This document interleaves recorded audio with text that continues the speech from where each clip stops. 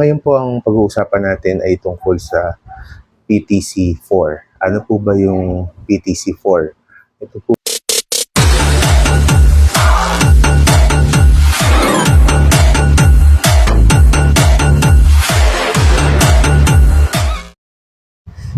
Yun, so Happy New Year po sa inyong lahat. Ito po ang Top Gun PH. So ngayon po ang pag-uusapan natin ay tungkol sa PTC4. Ano po ba yung PTC4?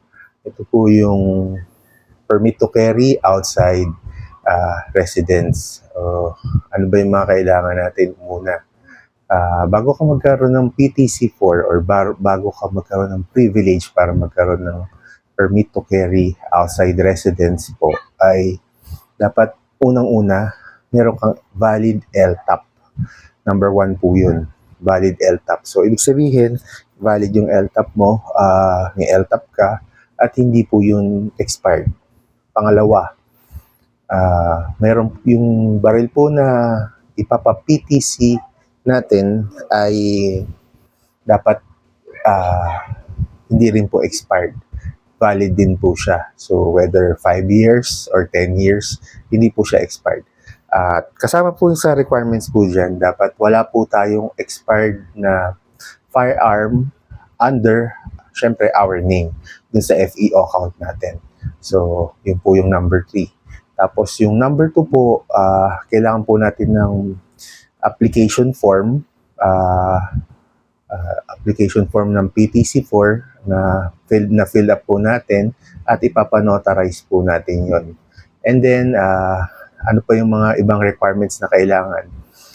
Kailangan po ng, kung yung LTAP ninyo or yung ninyo ay 1 year mahigit na, so definitely, sa bagong kakukuha lang ng LTAP, okay lang po na basta with less than 1 year, hindi nyo na kailangan kumuha pa ng National Police Clearance at yung drug test. Pero kung medyo mas matagal na po yung LTAP natin, more than 1 year na po, required po tayo kumuha ng panibagong police clearance, National Police Clearance to be specific, at ang drug test po. So, yun po yung kailangan natin as attachment.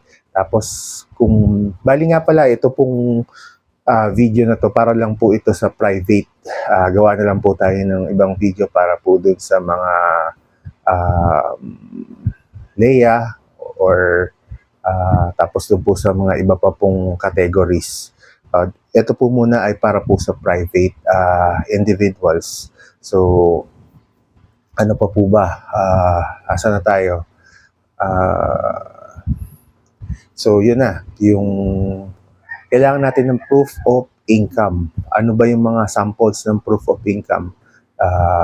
Kailangan po natin ng certificate of employment kung tayo po ay empleyado. Kung meron naman po tayong business, kailangan po siguro natin ng DTI or SEC plus yung mayor's permit na updated, copy po nun. At tapos, pinaka-importante, copy po ng ITR. Bukod pa po pala doon, kailangan nyo po ng threat assessment. And then,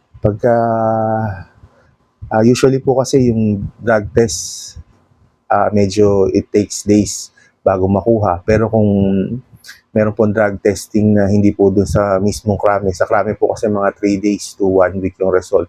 Sa labas po kayo magpapadrug test, okay naman po sa kanila yon. Within the day, baka po pwede ninyo makuha yung inyong PTC4.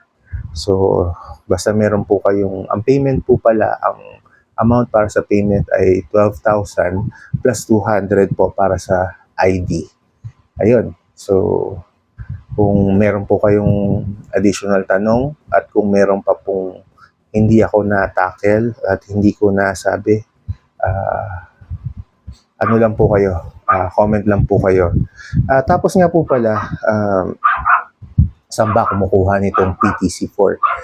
Ako po kasi, tiga dito lang po ako sa Manila, specifically dito po sa Quezon City area. So, ang kuhaan po namin ng PTC4 dito, Camp Crame po. Meron pong PTC for office or secretariat na nandun po sa may malapit sa hospital ng Crame.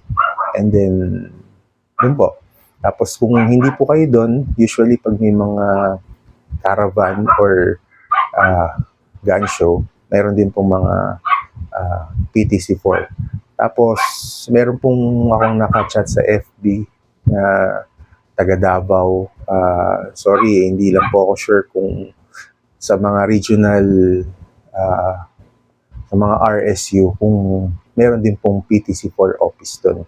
So, itatry ko rin po mag-inquire at kung pwede, mag-inquire na rin po kayo. At kung nahihirapan po tayo sa proseso or gusto natin magpa-assist, pwede po kayong, hindi po ako nag-a-assist, pwede po kayo lumapit sa mga trusted gun stores ninyo or gun dealers para matulungan po kayo sa pagkuha po nito. Ang kaso lang po, hindi ko po siya masyado nire-recommend dahil medyo parang nadodouble the price po yung pagkuha ng PTC4. So, nasa sa inyo po yun kung willing po kayo dun sa presyo na yun at nagmamadali kayo, pwede pong makatulong yung mga local gun stores, trusted local gun stores at dealers para sa proseso na ito.